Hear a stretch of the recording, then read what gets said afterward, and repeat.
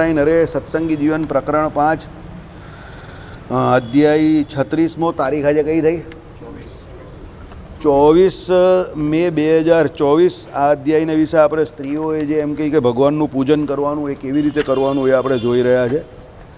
બરાબર. હવે એ સ્ત્રીઓની સાથે સાથે આપણે પણ જે કામનું હોય તો આપણે આપણા માટે પણ જોઈ જ લેવાનું. બરાબર. આ પ્રકારે દેવને ઉઠાડીને કાલે આપણે જોયું કે ભાઈ ઉતિસ્તોવાળો જે મંત્ર જે છે એમ બોલીને ઠાકોરજીને ઉઠાડે એ સ્ત્રી, અને પછી એમ કહે કે આ પ્રકારે દેવને ઉઠાડીને સુંવાળા સુગંધી ધોળા વસ્ત્રખંડથી તે પ્રતિમાનું માર્જન કરે. બરાબર. વસ્ત્રખંડ એટલે કાપડનો ટુકડો. કાપડનો ટુકડો કેવો હોવો જોઈએ? તો સુવાળો હોવો જોઈએ, પેલો ખરબચરો નહીં, અને કેવો ધોળો સફેદ કલરનો હોવો જોઈએ, ચોખ્ખો એકદમ. બરાબર. અને સુંવાળો, આમાં કહ્યું એ પ્રમાણે સુંવાળો એટલે કેવું, આપણે ત્યાં એકદમ પોચા કાપડ હોય ને, પેલા કોમળ, હા, આપણે પેલું ચૂંબે નહીં એવું. ઘણા માણસના તો કપડાં બી એવો હોય ને કે તો પહેરાય આમ આંગળી લગાવો તમે તો તમને હાથમાં ચૂંબે, ખંજવાળ આવે. એવા નહીં, સુંવાળા કપડાં. તો એ સુંવાળા કપડાં સુગંધી, એની અંદર અત્તર બત્તર જે કહ્યું હોય તે તમારે નાખવાનું. થોડુંક સ્પ્રે નહીં છાંટવાના, સ્પ્રેમાં આલ્કોહોલ આવે. અત્તર જે ઓરિજિનલ મળે ને એ થોડા પેલા પૂંબડા જે આવે ને એવા હું લગાડી દેવાનું. એટલે એનો પછી જે કાપડના ટુકડાનો જે સુંવાળો કાપડનો ટુકડો એનો ભાગ હોય એનાથી પ્રતિમાનું માર્જન કરે. માર્જન કરે એટલે પ્રતિમા જે છે ને ચમકી ઉઠે. તમે જોજો ઘણી વખત આપણે ત્યાં હરિકૃષ્ણ મહારાજ છે તે, નારાયણ મુનિદેવ જે છે તે, ધર્મદેવજી જે છે તે, આ બાજુ આપણા જે રાધાકૃષ્ણની મૂર્તિ છે ને માર્જન કરે છે. તો માર્જન કરે ત્યારે મૂર્તિ જોઈ લેવાની તમારે, એકદમ ચમક થાય. જ્યારે આ કપિલભાઈને એ લોકો હતા ને તો ઘણો સમય ઘણા ટાઈમ એ લોકો ઘણી વખત એવી રીતે માર્જન કરતા હતા. રાત્રે શયન વખતે માર્જન કરે ને એટલે આ નાક જે છે ને, નાક પરથી આમ લાઇટ પેલી ફ્લેશ પડે ને એટલે આમ ચમકારો દેખાય તમને. આ ગાલમાં અહીંયા આમ ચમકારો દેખાય, અહીંયા ચમકારો દેખાય, એટલે ખબર પડે કે આજે આ માર્જન કરેલું છે. ઓકે, ચાલો. ભગવાનના ચરણારવિંદનું માર્જન કરે, ભગવાનના ચરણ ચંપી કરે એનું માર્જન કરે. અનંતર તે પ્રતિભાને કોમળ એટલે સુખ સ્પર્શ સિંહાસનમાં સ્થાપન કરે. સારું એક સિંહાસન બનાવેલું હોય, એમાં પણ બધું જે કંઈ ગાદલા ગોદડા જે કંઈ હોય તો બધું વ્યવસ્થિત નાનું પોચું એમાં ભગવાનનું સ્થાપન કરે. સિંહાસન ન હોય તો તેની ભાવના કરે, નાના કંડિયામાં સ્થાપન કરે. ભાઈ સિંહાસન નથી કોઈના ઘરે, બરાબર, તો કંડિયો હોય ને નાનો, પહેલાંના સમયમાં કંડિયો એટલે ટોપલો, એની અંદર એમ કે ટોપલા જેવું જે કંઈ હોય ને આમ એવું એમાં સ્થાપન કરે. શૈલી એટલે પાષાણની બનાવેલી. દારૂમાં એટલે અનિષિદ્ધ કાષ્ઠથી બનાવેલી. લૌહી એટલે અનિષિદ્ધ સુવર્ણાદી ધાતુથી બનાવેલી. લેપિયા એટલે ચંદન આદિમય. લેખ્યા એટલે ચિત્રમય. શાઈકતી એટલે વેળુથી, વેળું એટલે આપણી જે આ રેતી એનાથી. મનોમય એટલે મનથી સંકલ્પેલી. અને મણિમય એટલે સ્ફટિકાથી મણિથી બનાવેલી. આ 8 પ્રકારની પ્રતિમાઓ પૂજ્ય છે. મહારાજે કહ્યું ને 8 પ્રકારની મૂર્તિઓનું પૂજન કરવું. શિક્ષાપત્રીમાં આજ્ઞા જે છે ને, તો આ 8 પ્રકારની મૂર્તિઓ આ પ્રકારે છે. બરાબર, કે આ પ્રકારે 8 પ્રકારની મૂર્તિ આવે પૂજ્ય છે. તેમાં મનોમય તો માનસ પૂજનમાં જ ઉપયોગી છે, કારણ કે મનોમય મૂર્તિ તો તમે માનસી પૂજા કરતા હોય, એમાં તમારા મનથી તમે જે કંઈ ચંદન પુષ્પ આદિકથી ભગવાનનું પૂજન કરો, ભગવાનને જે કંઈ વસ્ત્ર આભૂષણ અલંકાર ધરાવો, એટલે તમારી માનસી પૂજાની મૂર્તિ છે. બરાબર. સુસંસ્કૃત મનવાળાઓને જ તેમાં અધિકાર છે. હવે જેને સુસંસ્કૃત મન હોય, ભગવાનમાં જેનું મન લાગતું હોય એ જ એમાં કામ કરી શકે. જેનું ભગવાનમાં મન જ નહીં લાગતું હોય એના માટે એ કંઈ નથી. એટલે ભગવાનનું પૂજન કરો ત્યારે તમારું ભગવાનમાં મન લાગે વ્યવસ્થિત, તો તમે એ કામ કરી શકો. પૂર્વાભિમુખે કે ઉત્તર અભિમુખે થઈને પૂજા કરે. બરાબર. જો પોતે પૂર્વ મુખે થાય તો પ્રતિમા દક્ષિણ મુખે સ્થાપવી. જો પોતે ઉત્તર મુખે થાય તો પ્રતિમા પશ્ચિમ મુખે સ્થાપવી. પૂજક જને દેવના દક્ષિણ ભાગમાં રહેવું, પણ વામ ભાગમાં નહીં. પૂજક જે હોય એને દેવના કયા ભાગમાં રહેવું? દક્ષિણ ભાગમાં, પણ વામ ભાગમાં નહીં. હા, વામે યસ્ય સ્થિતા રાધા. બરાબર. એટલે વામે એટલે કયું? ડાબી ભાગ. બરાબર. શ્રીશ્ચ યસ્યાસ્તિ વક્ષસી. એટલે શું કહ્યું? પૂજક જેને દેવના દક્ષિણ ભાગમાં રહેવું, પણ વામ ભાગમાં નહીં. એટલે શું? કયો ભાગ થયો? દક્ષિણ ભાગ. જમણા ભાગમાં શું છે? રહેવું, પણ વામ ભાગમાં નહીં. તો જમણી બાજુ જ કરીએ ને આપણે. દંડવત જે કરીએ તે બધા ભગવાનને જમણી બાજુ જ કરવાના. ભગવાનના આ બાજુ આમ જમણો હાથ હોય સમજો, તો એની આ બાજુ આપણે દંડવત કરવાના. આ તમને મારી દિશા પ્રમાણે બતાવું, તમારે એ પ્રમાણે સમજી લેવાનું. દાખલા તરીકે તમે ઘનશ્યામ મહારાજ પાસે ઊભા રહેલા છો સમજો, તો ઘનશ્યામ મહારાજમાં આ બાજુની જે બારી પડે જ ને એ બાજુ જે દંડવત લોકો કરે તે ખોટા દંડવત છે. આ બાજુ જે કરે જ ને ઘનશ્યામ મહારાજને કરે જ તે સમજજો. ઘનશ્યામ મહારાજને દંડવત કરવા હોય, હા ઘનશ્યામ મહારાજની વાત કરું જ માઇન્ડ ઇટ. ઘનશ્યામ મહારાજને તમારે દંડવત કરવા હોય તો જ્યાં પેલા બહેનો ઊભા રહી છે પેલી બાજુના એ બાજુ તમારે દંડવત કરવા પડે, કારણ કે ઘનશ્યામ મહારાજનો જમણો હાથ પેલી બાજુ આવે છે. ઘનશ્યામ મહારાજનો એક હાથ આમ છે ને એક હાથ આમ છે, બરાબર છે. તો ભગવાનનો જે આમ હાથ છે ને પેલી બાજુનો જમણી બાજુનો એ બાજુ દંડવત કરવા પડે તમારે. આ બાજુ નહીં, પેલી બારી જે આપણે જે બારી પુરુષ વખત પુરુષના ભાગમાં જે બારી છે ને આ બાજુની પેલી ક્રોસ જ્યાં પેલા ચરનારવિંદ છે એ બાજુ ઘનશ્યામ મહારાજને દંડવત ન થાય. પેલી બાજુ હા નારાયણ મુનિદેવને એ બાજુ થાય. એટલે તમે જોજો ઘણા લોકો એ ઘનશ્યામ મહારાજની આ બાજુનો પેસેજ જે છે ત્યાંથી નારાયણ મુનિદેવને હરિકૃષ્ણ મહારાજને દંડવત કરતા હોય. એ રાઈટ રીત છે. એ જ પ્રમાણે જે તે દેવને એ પ્રમાણે દંડવત કરવાના. નારાયણ મુનિદેવને કરો દંડવત તો આ બાજુ હરિકૃષ્ણ મહારાજ અને નારાયણ મુનિદેવની વચ્ચેનો પેસેજ છે ને ત્યાંથી કરવાના. સભા મંડપ પેલા સુખ સૈયા તરફથી નહીં કરવાના. ઘણા લોકો એ સુખ સૈયા તરફથી કરે છે. આઈડિયા આવ્યો? સમજ પડે છે? ન સમજ પડે તો એકવાર પાછું પૂછજો. સમજ પડી ગઈ જાય, સમજ ન પડે તો પૂછી લેવાનું. ટેકનિકાલિટીઝ હોય ને એમાં સમજી લેવાનું, ગોખી ના કરવી. હા આ સિમ્પલ વાત. હા રાધિકાજી જ્યાં છે ત્યાં નહીં કરવાના, અને ભક્તિ માતા જ્યાં ઊભા રહેલા ત્યાંથી હરિકૃષ્ણ મહારાજને નહીં કરવાના. હરિકૃષ્ણ મહારાજ તરફ ઊભા રહીને હરિકૃષ્ણ મહારાજને કરી શકો. હરિકૃષ્ણ મહારાજને જો કરવો હોય તમારે સીધા હરિકૃષ્ણ મહારાજ તરફ આ બાજુ ચાલ્યા જવાનું. આ જયસુખભાઈ કરે છે ને એ બાજુ, જયસુખભાઈ એ પ્રમાણે જ કરે છે. તમે જોજો આ બાજુ વિમલના પપ્પા જ્યાં બેસે ને ત્યાં પેલો આપણો જે પેલો ઘંટ રહી છે ને જ્યાં પેલા ડંકા રહી છે ને એ ડંકાની નીચેથી તમારે કરવાના. હવે આઈડિયા આવી ગયો કોને? હરિકૃષ્ણ મહારાજને, બરાબર.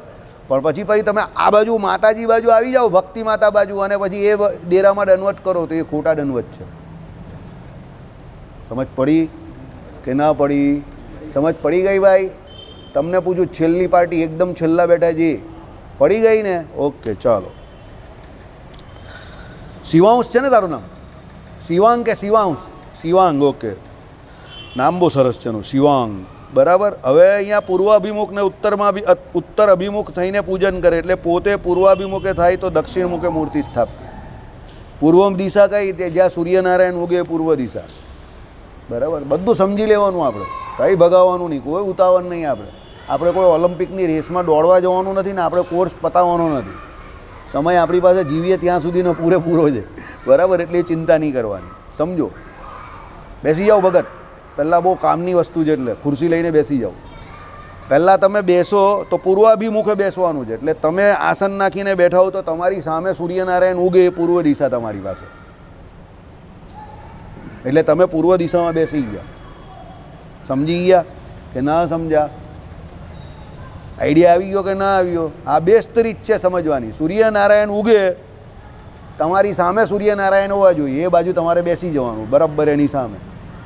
અને તમે બેઠા એટલે તમારી મૂર્તિ તમારી સામે અહીંયા મૂકો એટલે તમારું કામ થઈ ગયું. એકદમ ઇઝી રીત, કોઈ માથાકૂટ જ નહીં. તમારે કોઈ હોકાયંત્રની જરૂર નહીં કે કોઈ દિશા ઓળખવાની જરૂર નહીં. સવારે ઉઠો એટલે જોઈ લેવાનું કે સૂર્યનારાયણ કઈ બાજુથી ઉગે છે, બસ આ ઉગતા હોય તેની સામે જ બેસી જવાનું શાંતિથી. એ તમારા માટે પૂર્વાભિમુખ થઈ ગયું, બરાબર. મોડા ઉઠે એને પણ અઘરું નહીં પડે, કારણ કે એ મોડો એટલો બધો નહીં ઉઠવાનો કે સૂર્યનારાયણ સીધા આમ ખસી જાય, થોડા ખસેલા હોય, બરાબર. આ પછી રાત્રે ઉઠતો હોય તો અલગ વાત છે, તો સૂર્યનારાયણ દેખાય જ નહીં પછી તો, બરાબર. એટલે એ કોઈ મતલબ જ નથી પછી પૂજા કરવાનો, સમજી ગયા? મોડા ઉઠે તો પણ કંઈ પ્રોબ્લેમ નથી, મોડા ઉઠવાની ના છે, સમજો. ઉઠવાનો બ્રહ્મ મુહૂર્તમાં છે, પણ કદાચ કોઈને કંઈ તબિયત ખરાબ હોય કે આગલે દિવસે બહુ રાત્રે મોડો આવેલો હોય ને મોડું ઉઠાઈ ગયું આપતકાળના ધર્મમાં, તો પણ ડરવાની જરૂર નથી. એ ઉઠશે ત્યાં સુધીમાં સૂર્યનારાયણ થોડા ઘણા જ ખાઈ શકશે. એ કંઈ પૂર્વથી કંઈ સીધા પશ્ચિમ દિશામાં નહીં પહોંચી ગયા હોય, બરાબર. ઓકે, એટલે ટેન્શન લેવાની એવી કંઈ જરૂર નથી. થોડા ઘણા ખસ્યા હોય, બરાબર. અમે લોકો એ પ્રોબેબિલિટી થિયરી પ્રમાણે ઘણી વખત કામ કરીએ. પેલો કહે કે મને યાદ નહીં આવતું કેટલા, એટલે હું એને પૂછું કેટલા વાગે ઉઠેલો. હું તું ઉઠેલો ત્યારે અજવાળું થઈ ગયેલું કે ના થયેલું? તે કે અજવાળું થયેલું. મેં કેવું અજવાળું હતું? માણસ દેખાય એવું પૂરેપૂરું? તે કે મેં કહું તો સૂર્ય ઉગી ગયેલા, તો તું આરામથી 6 ને બદલે 7 ઉઠેલો. ચાલ બોલ, બરાબર. એટલે આ પ્રમાણે ધીસ ઇઝ પ્રોબેબિલિટી થિયરી. સમજ પડી ગઈ? એટલે એ પ્રમાણે બેસી જાઓ એટલે પૂર્વાભિમુખે તમારું આ થઈ ગયું પૂજન, બરાબર. આ બેસ્ટ રીત. ચાલો પછી શું થયું? ઉત્તરાભિમુખે થઈને પૂજન કરે. એટલે ઉત્તર દિશા તમારી સામે આવી જોઈએ, સમજો ને. ઉત્તર દિશા તમારી સામે હોય એ પ્રમાણે તમારે બેસવાનું આસન નાખીને, સમજો. સાંભળો પણ, પોતે પૂર્વાભિમુખે થાય તો પ્રતિમા દક્ષિણ મુખે સ્થાપવી. સાચી વાત છે. તમે આમ પૂર્વાભિમુખ તમે સાંભળો તો પ્રતિમા દક્ષિણ મુખે જ આવી. પ્રતિમા ઊંધી થાય ને, પ્રતિમા આમ આવે તમારી, સમજો. તમે આમ બેઠા છો તો પ્રતિમા તો આમ આવે ને, પૂજા કરો તો. એટલે પ્રતિમા આ બાજુ જોઈ અને તમે આ બાજુ જો, એટલે તમે આમ જો તો પ્રતિમા આ બાજુ જોઈ જ ને, એટલે એનું મુખ આ બાજુ થયું ને. સમજી ગયા કે નહીં? તમે રાઈટ દિશામાં બેસશો તો પ્રતિમા ઓટોમેટિક, એટલે મૂર્તિ ઓટોમેટિક ખરી દિશામાં જ આવશે. એટલે તમારું ખરી દિશામાં બેસવું જરૂરી છે. પછી તમને જ નહીં ખબર હોય કે આધ્યાત્મિક તત્વ આખ્યાનામ આપ્યું જ કે નથી આપ્યું તો લોચા પડે. પછી તમે ધૂનતે રહી જાઓગે. પહેલાં તમને એટલો કોન્ફિડન્સ હોવો જોઈએ કે તમે કોને આપ્યું છે, બરાબર. ટેન્શન લેવાની કોઈ જરૂર નથી. એવું થાય, મને પણ થાય છે, સમજો. એટલે કહેવાનું તાત્પર્ય શું છે, પહેલાં આપણે બરાબર બેસવાનું છે, પછી મૂર્તિ તો ઓટોમેટિક એ પ્રમાણે સામે જ આવશે. એવું નહીં બનવાનું, સમજો કે તમે અહીંયા બેઠા તો મૂર્તિને તમે આમ ઊંધી બેસાડવાના છે, એ તો બનવાનું જ નથી. તમે મૂર્તિને ચત્તી સ્થાપન કરશો, એટલે તમે ચત્તી સ્થાપન કરશો એટલે શું થવાનું, તમારી દિશા બરાબર છે એટલે મૂર્તિની દિશા ઓટોમેટિક સીધી જ આવી જશે. હા, પછી કોઈ ઉલટી ગંગા વેવરાવતું હોય એ ખોટી વાત, કે પછી એ આમ બેઠો હોય ને મૂર્તિને આમ નહીં રાખે તો એ ખોટી વાત. પણ એવું તો કોઈ કરે નહીં. એ તો પછી પેલું કહે ને કે એનામાં કોમન સેન્સનો બહુ ભારી અભાવ હોય તો એવું કોઈ કરે. પણ એટલા બધા જાય એવા તો કોઈ આપણા મંડળમાં તો નથી લાગતા, બરાબર, કે આમ બેઠેલો હોય ને મૂર્તિને આમ સ્થાપે. ચાલો, ઓકે. સાંભળો, પૂજક જને દેવના દક્ષિણ ભાગમાં રહેવું પણ વામ ભાગમાં રહેવું નહીં, બરાબર. એ પણ આવી ગયું. એટલે જમણી બાજુ તમે પૂજક જે છે તે રહી શકે દેવના, પણ ડાબી બાજુ નહીં. એટલે આ બાજુ તમે અહીંયા તમારી એ કરો તો આમ બાજુ તમે બેસી શકો, પણ આમ બાજુ નહીં બેસી શકો, બરાબર. ચાલો, હું આ મારી વાત કરું છું, કારણ કે મારા ભગવાન આમ આવે એટલે મારા ભગવાનની જમણી સાઈડ આ બાજુ આવે, મારી જમણી સાઈડ આ તો મારા ભગવાનની આ આવે, તો હું આમ થોડો બેસી શકું, આમ નહીં. આઈડિયા આવી ગયો, બરાબર. પછી એમ નહીં પૂછતા કે આપકા લેફ્ટ કે મેરા લેફ્ટ, બરાબર. ચાલો. અથવા પ્રતિમા સન્મુખ થઈને પૂજા કરે. આ બરાબર છે. પ્રતિમાની સામે સન્મુખ જ પૂજા કરીએ આપણે, આ જ બરાબર યોગ્ય લાગે. પ્રતિમાની સન્મુખ એટલે એકદમ સામે. તેમાં પણ સ્વસ્તિક આસને બેસીને કરે. તેમાં પૂજા આરંભે ભગવાનનું મનમાં ધ્યાન કરે, બરાબર. સ્વસ્તિક આસન કા સુખાસન બંનેમાં તમે પૂજા કરી શકો. સ્વસ્તિક આસન કોને કહેવાય, અશોકભાઈ બતાવો. સ્વસ્તિક આસન કયું? આ સ્વસ્તિક આસન જોઈ લેવું. આને સુખાસન પણ કહી શકાય. આ એકદમ કમ્પ્લીટ સુખાસન, આમાં કોઈ એ નહીં. ભાઈ આને તમે આમ ઉપર વાળી દો ને આ પગે એટલે પદ્માસન થઈ જાય.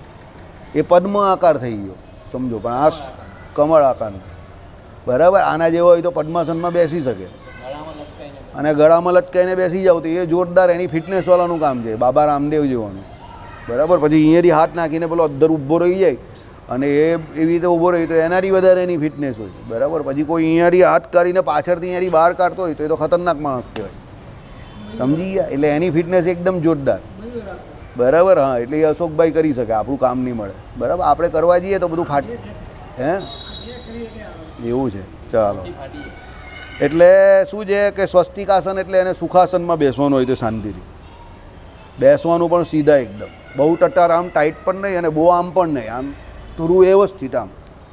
એટલે શું થાય, તમને થાક નહીં લાગે. તમે કલાક, સવા કલાક, 1.5 કલાક શાંતિથી પૂજા કરી શકો. બહુ ટટ્ટાર બેસો ને તો પછી અમુક સમય થાય ને પછી તમને જરા રિલેક્સ થવાની ઈચ્છા થઈ, અને બહુ આમ બેસો તો પછી તન ડોલે મેરા મન ડોલે એમ કરીને ઊંઘી જાઓ શાંતિથી, સમજી ગયા. એટલે થોડું વ્યવસ્થિત બેસવાનું.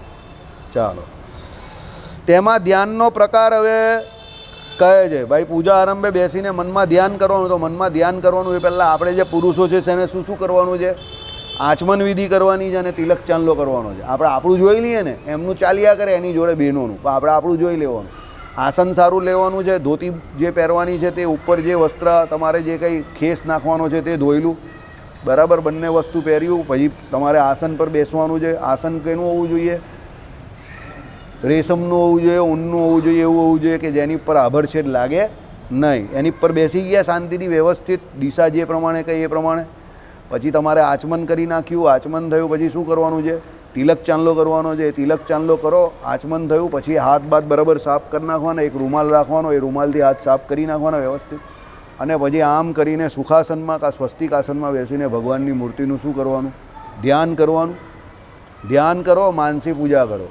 એ પહેલાં આત્મવિચાર કરી શકો 10-15 મિનિટ તમે, તો હું આત્મા છું, અજર છું, અમર છું, અછેદ્ય છું, અભેદ છું, સ્થૂળ સૂક્ષ્મને કારણ 3 દેહથી પર છું, જ્ઞાન સ્વરૂપ છું, આનંદ સ્વરૂપ છું, જ્ઞાન અને આનંદ નામના ગુણ એ મારી સાથે જ રહ્યા છે. 6 ઉર્મિઓ જેવી કે જન્મ મરણ, પછી ભૂખ તરસ, બરાબર, એટલે ક્ષુધા પીપાસા, અને હર્ષ શોક એટલે સુખ દુઃખ, આનાથી હું પર છું. અસ્તકામ એટલે અષ્ટગુણ કયા?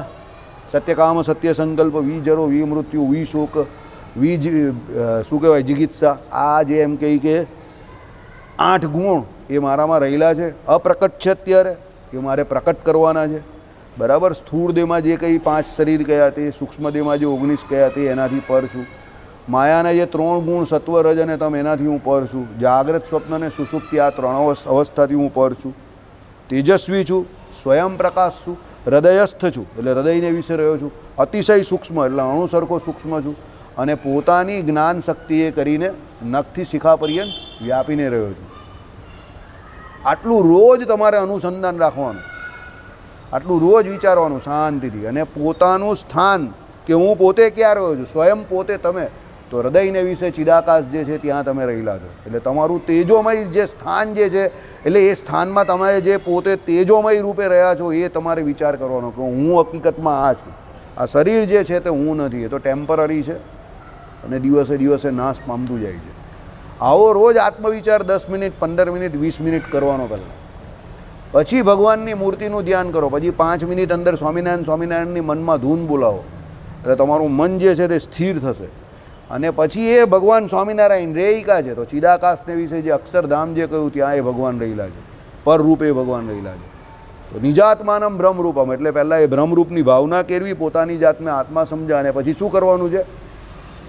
પરમાત્મા ભગવાન નારાયણ એનું ભજન કરવાનું છે. એટલે નિજાત્માનમ બ્રહ્મરૂપમ દેહત્રય વિલક્ષણમ, પહેલાં બ્રહ્મરૂપની ભાવના કરો, અને પછી એ ભગવાન પોતે પરરૂપે કરીને આ અક્ષરધામમાં બિરાજમાન છે, ત્યાં મુક્તો કાયમ માટે એ ભગવાનનું ભજન કરી રહેલા છે એમ માનીને બધા જે આપણા નંદ સંતો, ગરુડજી, વિશ્વક્સેનાદિક જે ભગવાનના નિત્ય મુક્તો, આ બધા ભગવાનનું ત્યાં ભજન કરી રહ્યા છે એમ કરીને તમે તમારી જાતને અક્ષરધામમાં લઈ જાઓ, અને ત્યાં અક્ષરધામમાં બેઠા બેઠા એ ભગવાનની તમે સેવા કરો, પૂજા કરો, એ ભાવનાથી પૂજા કરો. 1.5-પોણો કલાક તમારો સવારે ક્યાં નીકળી જશે ખબર નહીં પડશે. Time race is like anything, સરળતાથી નીકળી જશે.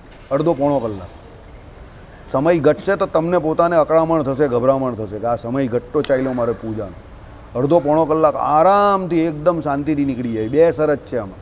પહેલું, તમને કોઈ જગતની કોઈ ચિંતા નહીં હોવી જોઈએ, અને બીજું, બહુ કોઈની જોડે શત્રુતા પર્સનલી નહીં કરવી, ઊંચાપટ ઉદ્વેગ થાય ને એવા કામ નહીં કરવા. Nothing personal, just business. આપણે આપણું કામ કર્યા કરવાનું. સમજો, જે કંઈ થઈ રહેલું છે કે જે કંઈ આપણે કરીએ છીએ, સમજજો સત્ય માટે કરીએ છીએ, પણ એના માટે આપણે કરીને છૂટા થઈ જવાનું, બહુ મગજ પર લઈને નહીં ચાલવાનું. નહીં તો આપણો જે રોજનીશીનો ક્રમ છે, આપણું ભજન બગડે. અને આપણું ભજન કોઈ હિસાબે બગડવું ન જોઈએ, મોજથી ભજન થવું જોઈએ. તો અહીંયા આવવાનો, મનુષ્ય જન્મ લેવાનો કોઈક ફાયદો છે, કોઈક લાભ છે. ઝઘડા તંટામાં, ઉદ્વેગમાં સમય નીકળતો હોય તો એ તો વેસ્ટ ઓફ સમય, ટાઈમ છે. કારણ કે આપણે ભગવાનનું ભજન આપણા પોતાના સુખ માટે કરીએ છીએ, આનંદ માટે કરીએ છીએ. સમજો, એ તો થવો જ જોઈએ. નહીં તો એ ધંધો કેવો છે? નફા વગરનો ધંધો છે. તમે કરો સાધન ને એમાં તમને આનંદ ન આવતો હોય તો એ નફા વગરનો ધંધો છે. તો નફા વગરનો ધંધો તો દયાદી को पता चलेगा तो कहेंगे मोहब्बत की उसमें भी घाटा.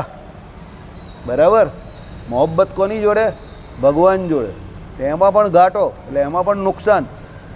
હા, बहुत શું કહેવાય, ઘાટે કરને વાળા બિઝનેસમેન હતી, સહી બિઝનેસમેન નહીં હતું એમ કહેશે ભગવાન. એટલે સહી બિઝનેસમેન કોને કહેવાય? કે જે સમયે જે કરવાનું હોય એ પૂરેપૂરું કરે, વ્યવસ્થિત કરે. બરાબર? તો એ સારો બિઝનેસમેન. સમજો, કદાચ કોઈ દિવસ ઉઠવામાં મોડું થઈ ગયું કદાચ, અને તમારો ત્યાંથી મંદિર આવવાનો નિયમ છે, તો પછી તમે ઉતાવળમાં પૂજા કરશો અને મંદિર આવવાનો પ્રયત્ન કરશો. Don't do that. એવું ન કરતા. એમાં તમારા હાથમાં જે પૂજા છે અત્યારની, એ તમે બગાડી રહેલા જ ઉતાવળ કરીને. એવું ન કરતા. તમારા હાથમાં જે છે એને તમે બરાબર કરો, વ્યવસ્થિત. એ ભાગીને મંદિર જવું ને ઉતાવળ કરવી, રસ્તામાં કે એક્સિડન્ટ બેક્સિડન્ટ થઈ ગયું, મગજ ઠેકાણા નહીં હોય, બધા ઘણા આરતીમાં આમ, એવું નહીં. તમારા હાથમાં જે સમયે જે છે એમાં પૂરેપૂરું વ્યવસ્થિત કરીને કરો. મોડા ઉઠાવ્યું છે 10-15 મિનિટ તો ઉતાવળ નહીં કરો. એ તો શું થશે, તમારું પૂજામાં મન લાગશે નહીં. એટલે 10 મિનિટ મોડા ઉઠીએ એમાં તમારી 1 કલાકની પૂજા બગડશે આખી. તો પૂજામાં ભજનમાં તમારું મન જ નહીં લાગશે. એવું ન કરવાનું. ધનસુખભાઈ સમજી ગયા?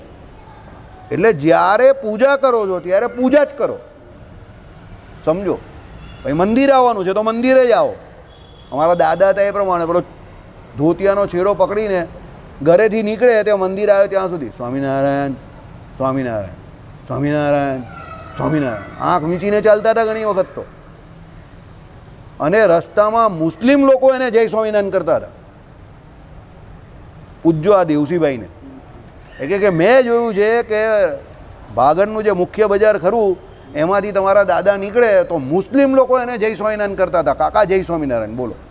મુસ્લિમ લોકો, વિચાર કરો તમે. તમને અત્યારે વધારે પડતું લાગે જ ને, પણ આ હકીકત છે. ત્યારે સુરતમાં આવો માહોલ નહીં હતો.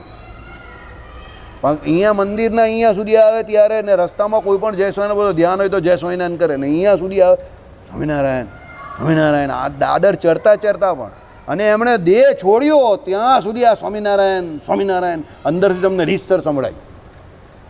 તમે એમની નજીક જાઓ તો આમ ઝૂકવાઈ ગયું તો પણ અંદરથી તમને રીતસર ધૂન સંભળાય સ્વામિનારાયણ સ્વામિનારાયણ સ્વામિનારાયણ એમ કરીને. ઉઠે ઊંઘમાંથી તો સ્વામિનારાયણ સ્વામિનારાયણ. એમને એવી આદત પડી ગયેલી, જીવમાં એ નામ આખું વસી ગયેલું.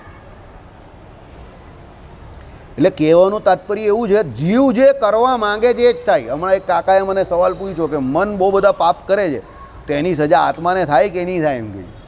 જીવ તો એવું ઈચ્છતું નથી. પછી મેં એમને જવાબ આપ્યો, મેં કહું મન પાપ નહીં કરતું. એકચ્યુઅલી મન તો ખાલી એનો જીવ જે છે એનું સાધન છે, ઇન્દ્રિયો અંતઃકરણ. તો પાપ તો જીવ જ કરે છે. સંકલ્પ તો જીવને જ થયો છે મેં કહું. એટલે જે જીવને જે ગમે એ જ મન કરે. હું તમે કાંદો લસણ ખાવ છો, એમને પૂછ્યું મેં તરત જ, હું તમે કાંદો લસણ ખાવ છો? એટલે ગભરાઈ ગયા. એટલે હું સમજી ગયો, તમે પણ સમજી ગયા છો એમનો જવાબ. મારે કહેવો નથી, વિડીયો ચાલુ છે એટલે. લોકો હવે તમે જે કરો છો એ પ્રમાણે, પણ અમારી સામે 1 કરોડ રૂપિયાની પણ કોઈ આઈટમ મૂકીને એમાં કાંદો લસણ હોય તો અમે દૂરથી જય સ્વામિનારાયણ કરીને આગળ નીકળી જઈએ. અમને સંકલ્પ પણ નહીં થાય કે આને ગ્રહણ થાય, સમજો. પણ તમને થાય, કારણ કે તમારો જીવ જેવો છે એટલે તમને એ ખાવાની ઈચ્છા થઈ જાય. અમને ન થાય. અમારા જીવે એની ના પાડી દીધી કે ભાઈ આ વસ્તુ અમારા માટે ગ્રાહ્ય નથી. એટલે તમે 1 કરોડ રૂપિયાની આઈટમ મૂકી દેવો ને, અમને એનો સંકલ્પ નહીં થાય, સમજો. એટલે જીવ જેની ના પાડે એમાં મન જતું જ નથી, સમજો. જીવ જેની હા પાડે મન એમણે એવા જ ઘાટ કરે ને ઇન્દ્રિયો પણ એ પ્રમાણે એમાં જ જાય. જે વિષયને અંદરથી જીવે ના પાડી દીધી હોય ને એ વિષય ભોગવવા મન કે ઇન્દ્રિયો જતા જ નથી. પણ જે વિષય અંદર જીવને ગમતો હોય એ જ વિષયમાં મન પણ જાય અને ઇન્દ્રિયો પણ જાય. યાદ રાખજો. એટલે મહારાજે કહ્યું જીવનો વાંક કાઢવો, ઇન્દ્રિયો અંતઃકરણનો વાંક ક્યારે છે કે જીવ એમાં હા પાડે પછી. ભગવાને કહ્યું છે બહુધા તો વાંક ઇન્દ્રિયોનો છે, કે ઇન્દ્રિયો વિષય સન્મુખ પહેલાં જાય છે. પણ એ કોની? એના જીવને એ ગમતું હોય તો જાય. મસ્ત હું તમને કહું કે નીચે ઘોડા અને ગધેડાઓએ મસ્ત મસ્ત પોદરા મૂકેલા હોય, મસ્ત મસ્ત સુગંધવાળા. તો આપણામાંથી કોઈના જીવને ગમે મસ્ત સુગંધ આવે છે, હા જરા લેની, હા શું મસ્ત સુગંધ આવે, એવું કોઈ કરવા જાય? બધા નાક બંધ કરીને કેવા નીકળી જાય છે? કોઈ સુગંધ લેવા જાય છે કે ચાલ ભાઈ મસ્ત પોદરા મૂકેલા જ આપણે જરા સુગંધ બુગંધ લઈને જઈએ? બધા નાક બંધ કરીને નીકળી જાય જ ને. કેમ નીકળી જાય? હા તો કેમ નીકળી જાય છે? કારણ કે એ જીવને ગમતો નથી. ને એની જગ્યા પર કોઈએ મસ્ત અત્તર છાંટેલું હોય તો પેલો જરા આપજે નહીં ભાઈ, જરા લગાવો છે, સુગંધ બહુ સરસ આવે. કેમ? જીવને ગમે છે એટલે. એટલે જે જીવને ગમે એ જ મનને ઇન્દ્રિયોને ગમે. યાદ રાખજો. એટલે એમ નહીં કહેતા મારું મન એવું કહે છે. મન એવું નહીં કહેતું, જીવ એવું કહે છે. કારણ કે કાર્યાણીના વચનામૃતમાં મન જે છે એને જીવનું શું કીધું? કિરણ કીધું. એટલે જીવ જેવું ઈચ્છે એવા જ મન ગાંઠ ગળે. મહારાજે શું કહ્યું કે અમને તો સ્વપ્નમાં પણ સ્ત્રીનો ગાંઠ થતો નથી. કેમ? જીવ બળ્યો એને એવો ગાંઠ જ નહીં થાય. જો જેને ચોરી કરી નથી એને ચોરી કરવાનું સપનું બી નહીં આવે, સમજો. હવે જેને ચોરી કરવી છે એને સપનામાં બી ચોરી કરતો દેખાય કે હું આમ કરી નાખું ને તેમ કરી નાખું, આ એવું છે, સમજો. એટલે જે જીવને ગમે એ જ મનને ગમે. મનને જીવ કંઈ જુદા જુદા નથી, બરાબર. અને અમુક એવું હોય કે અત્યારે તમારા જીવને ન ગમતું હોય પણ પૂર્વે તમે એવા વિષય ભોગવા હોય તો ઘણી વખત સપના એવા તમને ખોટા આવી જાય, એમાં ગભરાવાનું નહીં. સત્સંગનો હજુ તમારો ધારો નવો નવો છે એટલે એવું થાય. પછી જેમ જેમ તમને સત્સંગનો ધારો વધે તેમ પેલું બધું ખોટું થતું જાય એટલે પછી આવતું બંધ થઈ જાય ધીરે ધીરે, બરાબર. ચાલો, એટલે ધ્યાનનો પ્રકાર આ પ્રમાણે આપણે કરવાનો, એમાંથી બહુ આગળ નીકળી ગયા. આ પ્રમાણે ધ્યાન કરવાનું કહ્યું. હવે ધ્યાન આપણે કાલે જ કરશું, કારણ કે આમાં પણ અનેક કોટી સૂર્ય જેવા પ્રકાશમાન એવા દિવ્ય સિંહાસનમાં બિરાજમાનથી શરૂ થયું એટલે એ ચિદાકાશની જ આમાં વાત કરેલી છે. કાલે આપણે આગળથી એ પ્રમાણે ધ્યાન કરાવશું બધા આપણે શાંતિથી અહીંયા, અને મોજ લઈશું, બરાબર. ભગવાનના ભજનની વાત આવે, ઉપાસનાની વાત આવે, તત્વજ્ઞાનની વાત આવે તો ગમે તેના ધર્મ એ આવતા હોય પણ આપણે એનો આનંદ મોજ લઈ જ લેવાની. મફતમાં લેવાનું મળે તો લઈ જ લેવાનું. શ્રીપતિમ શ્રીધરમ સર્વદેવે